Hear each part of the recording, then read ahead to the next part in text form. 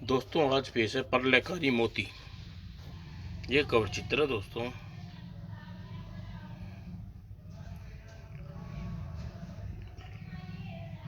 जंगल में बेइंतहा सा दौड़ती चली जा रही थी एक लड़की। बचाओ बचाओ बचाओ। मुनिवर आंखें खोलिए, मुनिवर मेरी रक्षा कीजिए।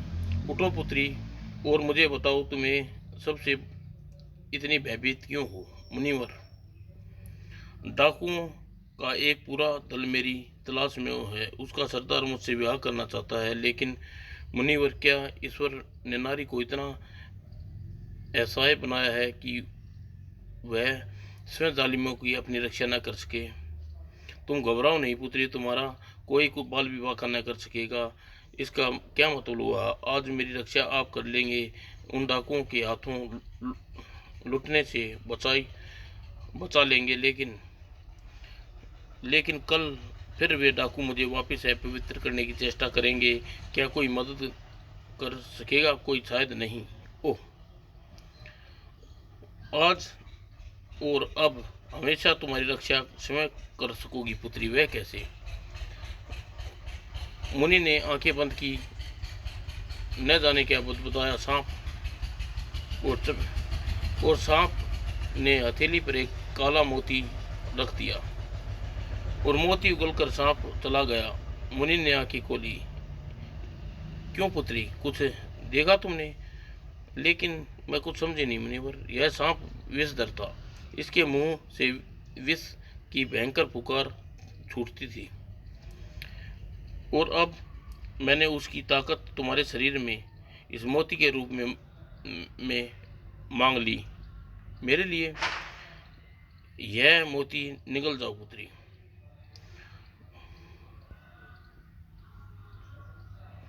और जब वह मोती तुम्हारी नाभि में सुरक्षित रहेगा, तुम्हारी रक्षा करेगा, तुम सर्प की तरह विशाली पुकार स्वयं करेगी। क्या सच मुनिवर? लड़की ने मोती निगल गया।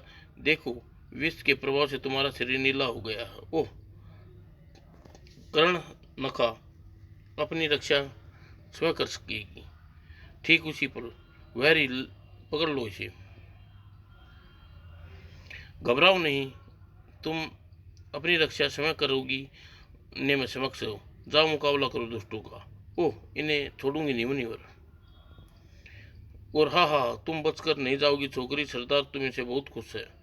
आह कमीने, मैं तुम्हें नहीं छोड़ूंगी। और क्रोध से भरी कर्ण रखा सर्प की तरफ पुकार पड़ी। और फू फू फू फू, और पलक झपकते ही डाकू की लाशें बिछ गई। यह देख भयानक आहट लगाया। हाँ हाँ, आओ दोस्तों, एक एक की लाश बिछा दूंगी। उफ, यह तो पूरी नागिन बन गई। भागो। हाँ हाँ, नीचे दोस्त भागते कहाँ हो? ठहरो, जाओ, मुझे अपने सरदार के पास ले चलो। हाँ हाँ हाँ। और कर्ण रखा दूर तक उनका पीछा किया। भाग गए कायर। कर्ण रखा को तुम मामूली स्त्री नहीं है, भयानक नागिन बन गई है। अब मेरे एक पुकार से हरे भरे उद्यान के पतझड़ में बदल सकती है। और फिर क्या बात है? कौन हो तुम लड़की? अकेली इस वीराने में क्या करी? तुम्हारा इंतजार क्या मतलब? यह सारा सामान छोड़कर भाग जाओ यहाँ से, नहीं तो तुम्हें मार डालूंगी। क्या बकती हो छोकरी? पकड़ो इसे। हा हा हा। ओ मेरी आंखें। अरे, यह तो कोई जादूगरनी है, इससे निपटना होगा। हा हा हा। मूर्ख, अगर मरना नहीं चाहता तो भाग जा, आखिर मौका देती हूँ तुझे।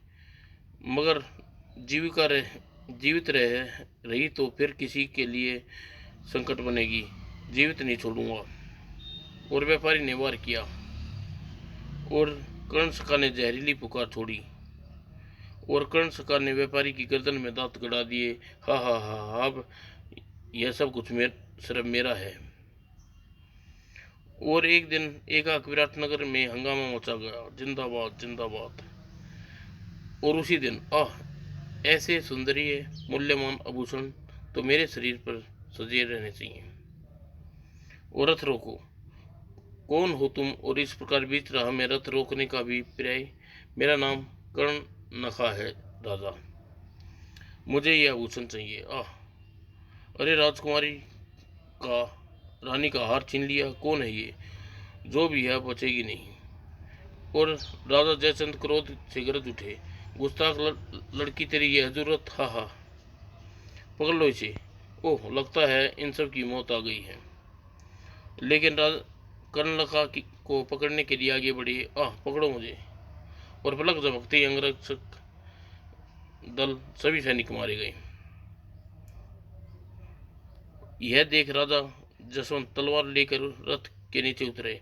दुष्टा, तूने इतने निर्दोषों का रक्त बहाकर बच नहीं सकती पिताजी। लेकिन जयचंद के वार करना चाहा, किंतु इससे पहले ही कर्णखा ने जहरीली पुकार छोड़ी। अब तू मेरे मर राजा, इसके बाद तेरे राज्य की बागडोर तब मैं संभालूंगी। और पिताजी, आह, और मुझे राजकुमारी को लेकर तुरंत निकल जाना चाहिए। ओह, सारथी रथ लेकर भाग निकला, राजकुमारी मेरे हाथों से बच निकली। और इधर यह दृश्य देखकर मानो सांप सूंघ गया। उफ, इसने तो महाराज को मार दिया, यह कोई चुड़ैल है, भागो वरना हम सबको भी मार डालेगी। लोगों में भगदड़ मच गई। भागो भागो, ठहरो, वहीं रुक जाओ, अन्यथा सबको मार डालूंगी। सब कान खोलकर सुन लो, आज की राज्य की रानी हूँ, इस राज्य की रानी मैं हूँ। अगर किसी ने रानी मानने से इनकार किया तो पूरे राज्य को अपनी विष विकारों से जलाकर राख कर दूंगी। बोलो कर्णखा की जय। और फिर वह राज दरबार में, आह, आज से राज सिंहासन मेरा। तुमने हमारे महाराज को मार डाला, एक हत्यारिन राज सिंहासन पर नहीं बैठ सकती। मैं तुम्हें रानी बनने मानने से इनकार करता हूँ। ओह, लगता है पुरोहित जी की जिंदगी से मोह नहीं रहा। महल में कत्लेआम मचाने के बाद तू इस सिंहासन पर कब्जा किया है हत्यारिन। पकड़ लो इसे और अंगारे खिलाकर मार डालो। ईश्वर तुझे कभी क्षमा नहीं करेगा, तेरा सिर पर काल मंडरा रहा है। ओह, हमने कर्णखा का कहना माना तो हमें भी मार डालेगी। और राजपुरोहित को अंगारे खिलाने पर मजबूर किया गया। अंगारे इसके मुंह में रख दो, हा हा हा। राजपुरोहित, अब मैं तेरी जान बख्श दूंगी, अगर हरगिज नहीं। मैं तेरे आगे कभी नहीं सिर झुकाऊंगा, मगर गर्म अंगारे जिस्म में आर पार कर दो। आ और फिर हा हा, ले जाओ इसकी लाश को और चिल कुएं को खाने के लिए डाल दो। और कर्णखा के आदेश दिया, सेनापति, मुझे अपना विशेष अंगरक्षक नियुक्त बनाती हूँ। ये मेरा सौभाग्य है रानी जी। वाह, वह क्या समय अनुकूल है। अगर मैं रानी जी को अपने विश्वास में ले लूँ तो रानी के बाद राजा बन सकता हूँ। और आप आज्ञा करें रानी जी, आपके साथ हूँ, जो आज्ञा। राजकुमारी अश्वगंधा को खोज कर उसे मौत की घाट उतार दो और राज्य भर के लोगों को लगान दुगना कर दो, ऐलान कर दो। उधर राजकुमारी अश्वगंधा होश में आने के पश्चात राजा जयचंद के शव के निकट पहुंची। आह पिताजी, यह सब क्या हो गया? मैं अपने शव पर कसम खाती हूँ पिताजी, उस हत्यारिन को जीवित नहीं छोड़ूंगी। तभी पकड़ लो राजकुमारी अश्वगंधा को। वो सैनिक आ गई। अब खिसकने में ही बुलाई है। नहीं, अब तुम बचकर यहाँ से नहीं जाओगे नमक हरामों सैनिकों। और सैनिक घोड़ों से उतरकर अश्वगंधा रजनीगंधा को पकड़ना के लिए आगे बढ़े। और दूसरे ही पर रणचंदी बनी राजकुमारी रजनीगंधा उन सैनिकों पर टूट पड़ी। बचकर निकलकर भागने में भलाई है। और खचाक खचाक खचाक वो तत्पश्चात घोड़े पर राजा जयचंद के शव के साथ राजकुमारी अश्वगंधा रजनीगंधा भी आगे बढ़ गई। मैं लौटूंगी नगरवासियों, मैं लौटूंगी। और फिर जंगल में पार अपने शव का अंतिम संस्कार किया। महल में क्या राजकुमारी जी हाथ आकर निकल गई। रानी, वो 4 सैनिकों को मार डाला और बचकर, तो फिर तुम बचकर क्यों आए? सैनिकों, पकड़ लो इस कायर को और उल्टा टांग दो, आग में जला दो डालो। नहीं नहीं, मुझे क्षमा कर दीजिए रानी जी, आगे से गलती नहीं होगी। ले जाओ सैनिकों। हा हा हा। और सैनिकों को खुले मैदान में उल्टा टांग दिया गया। नहीं नहीं, मुझे छोड़ दो। हा हा, आग लगा दो, कायरों को जीवित रहने का कोई हक नहीं। और हा हा हा, नहीं नहीं नहीं। सेनापति, ऐलान कर दो, राजकुमारी को सूचना देने वाले को मंत्री पद के अलावा बहुत सारा इनाम भी दिया जाएगा। जो आज्ञा रानी जी। उधर राजकुमारी अशोकगंधा, नगर में पहचाने जाने का खतरा है, हर समय बना रहेगा, मुझे इसी गुफा में शरण लेनी चाहिए। और रानी करण का आतंक दिन पे दिन बढ़ता जा रहा था। ये लोग लगान देने से इनकार कर रहे हैं रानी, इन्हें मेरी जहरीली पुकार। अब कोई लगान देने की इनकार नहीं करे तो उसे उसके जन्म जिस्म में अंगारे भर दो। हा हा हा। उधर राजकुमारी रजनीगंधा, आज कितने दिन हो गए नहीं, मुझे यहाँ पर जंगल में शरण लिए हुए, आखिर कब बुझेगी मेरे सीने की भटकती प्रतिशोध की ज्वाला? अब मैं क्या करूं? तभी, अरे यह कौन है नदी किनारे बैठी? यह तो रानी रजनीगंधा है। दुर्जन सिंह, हमें मंत्री पद मिल सकता है और ढेर सारा इनाम भी। ओह, बचकर नहीं निकलनी चाहिए प्रताप सिंह। और फिर चलो राजकुमारी रजनीगंधा, हमारे भाग्य जाग गई। कौन हो? मुझे छोड़ दो। तुम्हें छोड़ दिया तो मंत्री पद और इनाम कहाँ से मिलेगा? हाँ हाँ, छोड़ दो दोस्त। ओह, पकड़ो, वह बचकर नहीं निकलनी चाहिए। इतनी आसानी से कैसे बच जाएगी? ओह, इनसे छुटकारा पाने के लिए मुझे। ओह, अरे कौन हो? कौन हो तुम? क्यों, क्या देख कर नहीं चल सकती? बोलो, कौन हो तुम? ओह, कृपया मुझे बचा लीजिए, दोस्त मेरे पीछे हैं। सहसा कुछ कुछ देख कर वह चौंका। अरे तुम? हाँ, तुम दिखाई नहीं देता लेकिन, हाँ मुझे दिखाई नहीं देता लेकिन तुम फिक्र मत करो, मेरे होते हुए कोई तुम्हें छू भी नहीं सकता। न क्या यह नेत्रहीन युग इन दुष्टों से मेरी रक्षा कर पाएगा? असंभव। ठहरो, रुक जाओ, आगे मत बढ़ो। अरे दुर्जन सिंह, एक नेत्रहीन बालक हमें रोक रहा है। तुम राजकुमारी अशोकगंधा को संभालो, मैं इस अंधे को निपटता हूँ। और दुर्जन सिंह आगे बढ़ा, कदमों की आवाज युवक झपटा। रुक जाओ शैतानों, मैं नेत्रहीन आवश्यक हूँ दोस्तों, लेकिन एक आंख वाले से अधिक देख सकता हूँ। मुझे अपने मददगार की मदद करनी चाहिए।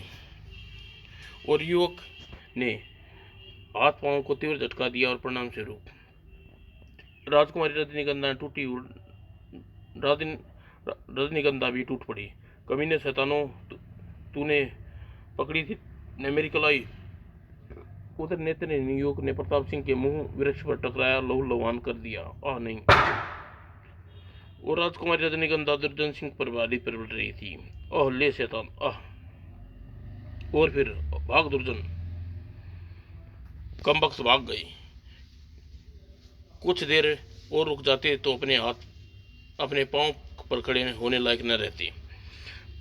अगर आज तुम न होते तो शायद ये दोनों मुझे पकड़कर मेरे पिताजी की हत्यारिन कर्ण लखा के हवाले कर देते। कर्ण लखा, जिसके कारण मुझे आंखें खो देनी पड़ी। तो क्या तुम भी? हाँ, मेरा नाम दिव्य दृष्टि है।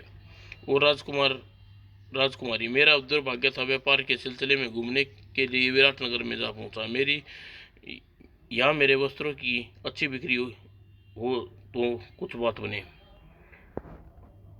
अभी मुझे वहाँ पहुंचे कुछ दूसरा ही दिन हुआ था कि एक सैनिक मुझसे हाथ पकड़ा। इस नगर के नहीं लगते व्यापारी करने तुमने नगर प्रधान से इजाज़त भी नहीं ली, इसलिए तुम्हारा सारा सामान जब्त किया जाता है। लेकिन मैं जिस नगर में रहता हूँ वहाँ इसी राज्य की सीमा में आता है। नगर प्रधान इजाज़त तो विदेशी को लेनी पड़ती है। जुबान लड़ाता है बदतमीज। वो तड़ाक, और मुझे कोड़े मार मार कर बेदम कर दिया गया। ले चलो इसे सारा सामान। आह! और मैं रानी से इंसाफ मांगूंगा, लेकिन रानी ने मुझे इंसाफ न मिल पा सका। हमारे सैनिकों की शिकायत हमारी बग्गी इस बागी की आंखें निकाल कर इसे जंगलों में छोड़ दो, नहीं, और मुझे अंधा कर दिया और जंगलों में भटकने के लिए छोड़ दिया। अब मैं क्या करूं? मेरे माता पिता मेरी बाट निहार रहे होंगे। राजकुमारी रजनीगंधा, मैंने तुम्हारे बारे में सुना था, क्रूर हत्यारी ने तुम्हारे पर भी जुल्म किया है। मैं अपने पिता की हत्या का प्रतिशोध लेना चाहती हूँ। मुझे दिव्य दिव्य मुझे बताओ कि क्या करूँ। उस जहरीली पुकारों के आगे तो बस एक सेना भी टिक नहीं पाती। तुम्हारा दोषी मैं हूँ पुत्री। कौन? आप कौन है बाबा, और आप ऐसा क्यों कह रहे हो? मैं ठीक कह रहा हूँ पुत्री। आज मेरे द्वारा दी गई उस शक्ति के कर्णलखा इतना दुरुपयोग करेगी, यह मैंने कभी सोचा भी नहीं था। मैंने उसकी आत्मरक्षा के लिए एक शस्त्र सौंपा था, लेकिन वह मोती अब प्रलयकारी साबित हो रहा है राजकुमारी। जब भी वह काला मोती अपनी नाभि में सुरक्षित है, वह जीत पाना कठिन है, लेकिन कोई उसकी नाभि पर वार करे तो प्रलयकारी मोती वापस विषधर के पास पहुंच जाएगा और कर्णलखा सिर्फ साधारण स्त्री रह जाएगी। ओह, तो फिर उस शक्ति के मद में वह इतनी चूर है, मैं उसका घमंड चूर चूर कर दूंगी बाबा। तो फिर योजना बनाकर चलना, लोगों को अपने साथ मिलाना होगा, एक सेना बनानी होगी। यह कार्य तुम मुझ पर छोड़ दो बेटा। तुम यहाँ तुम यह छोड़ो, राजकुमारी अश्वगंधा को उसका हक मिलेगा। और एक दिन अब समय आ गया है बेटी, लोगों की रानी कर्णलखा के खिलाफ नफरत का लावा फूट गया है। मैंने भी महल में घुसना की एक योजना बना ली है मुनिवर। ओह, जल्दी कहो दिव्य। आज से कर्ण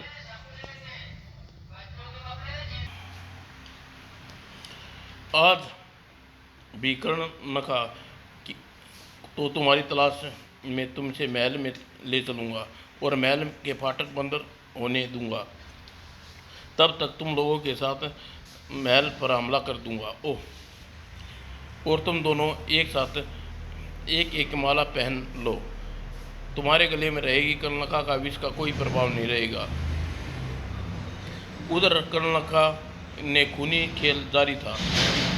रानी से सभी राज्य के अपराधी हैं, इन्हें न्यायिक प्रणाली पर उंगली उठाई है। इनके लिए हम आपके कहने पर नई सजा का प्रबंध किया है। वाह सैनिकों, आज तुम्हारी निशानेबाजी का अभ्यास का दिन है।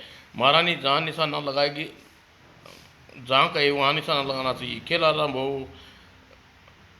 तीसरे व्यक्ति की आंख पर निशाना लगाओ। जो आज्ञा महारानी। आ आ खचाक। वाह वाह। पहले की गर्दन पर निशाना लगाओ। और उसी समय महल द्वार पर मुझे महारानी से मिलना है। तुम्हारे कंधे पर कौन बेहोश है? राजकुमारी रजनीगंधा। ओह, तुम भीतर जा सकते हो। और मुनि के नेतृत्व में विशाल धार्मिक यात्रा पर के रूप में लोगों ने भीड़ महल की ओर बढ़ गई। ओम ओम। और भीतर घुसते ही राजकुमारी उछल कर दिव्य के कंधे से कूद पड़ी। राजकुमारी दिव्यलता। ओह राजकुमारी। और राजकुमारी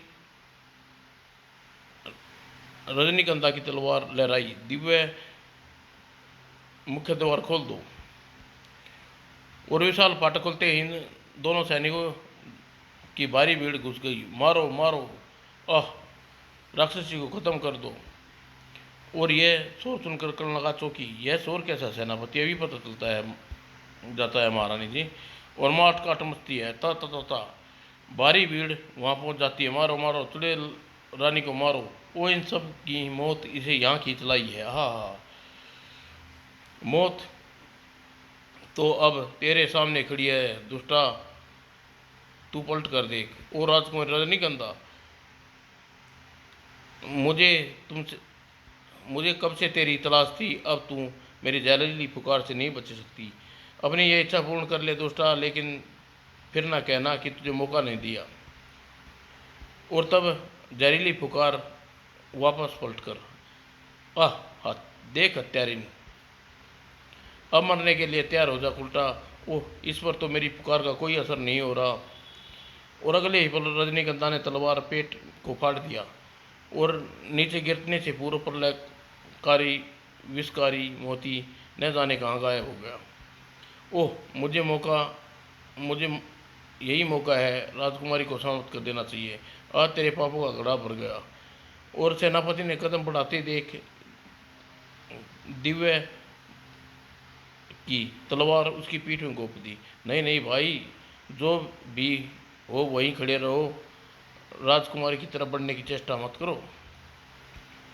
और अगले ही पल सेनापति दिव्य ने का वार किया। आह नहीं सेनापति, नमक हराम।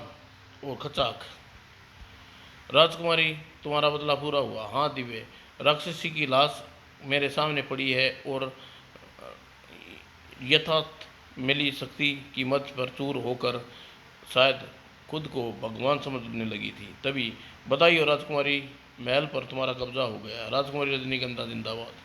आज मुझे अपनी भूल का एहसास हो रहा है और बिना सोचे समझे एक चमत्कारिक शक्ति स्वर्णरेखा को नहीं सौंपनी चाहिए थी। राजकुमारी रजनीगंधा, जो चला गया उसे मैं नहीं लौटा सकता, लेकिन मुझे खुशी है कि तुम्हारा हक तुम्हें मिल गया और प्रायश्चित के लिए दूर जाना है। अंतिम विदाई और तो राजकुमारी अंतिम विदा और दिव्य बाद अमन चैन छा गया। अंतिम विदा।